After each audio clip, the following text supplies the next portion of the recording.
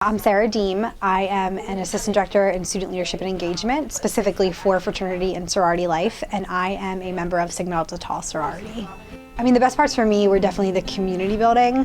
I come from a family where, like, when you go to college, you join a fraternity or sorority, so I always knew that Greek life would be a part of my college experience.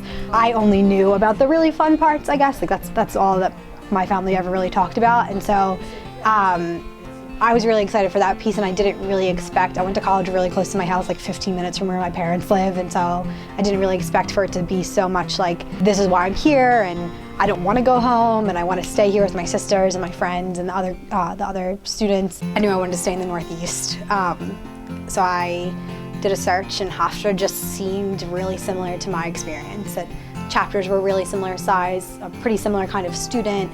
And I just felt like I was here for an on-campus interview, and every student I talked to just reminded me of somebody that I knew from college, and just felt very, very home to me. A lot of what I feel like I want to do in this job is to empower, I mean, other young women to do that as well, but to all students to kind of say, like, my membership in a fraternity or sorority doesn't define me. It's a part of my experience and a part of my leadership and my education while I'm here at Hofstra. And it's a really important part and should be a lifelong part of your experience, but it's not what I'm specifically here, and it shouldn't define me.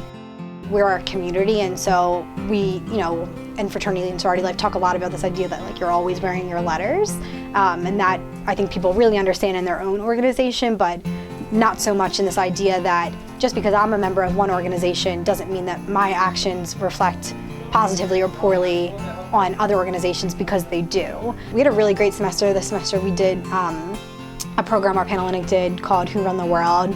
They raised over $3,000 to give to an organization called Circle of Sisterhood that builds schools for women in third world countries who don't have access to education. And that was something that they've never done before, and they were able to put together really quickly, and did a 2-week program of kind of first addressing some education issues and access issues and what it's like to be a woman not in America, basically. And then the second week had a more fun program where they were able to raise money and do some penny wars and have a lip sync and things that, other people also want to participate in. We also raised over 11,000 cans as a part of our Can Castle program. And I think part of that is also on us, like myself, on our councils, on our chapters, on our students, that I tell chapter presidents and council presidents all the time, like, you need to get better at bragging. That you do a lot of great stuff, and post it on your Instagram and your Twitter and your Facebook, and email me that you did this or you won this award from your headquarters. And so I'm trying to be really intentional in making sure that we're bragging about that. So when the inevitable headline does come out, whether it's Hofstra related or not, and people start pointing fingers on whether or not fraternities belong on college campuses and all of these things that people are having, at conversations that people are having at a national level, we have these things to say, sure, we understand that it's not all great all of the time, but we at Hofstra are trying really hard and actively trying to fight that image.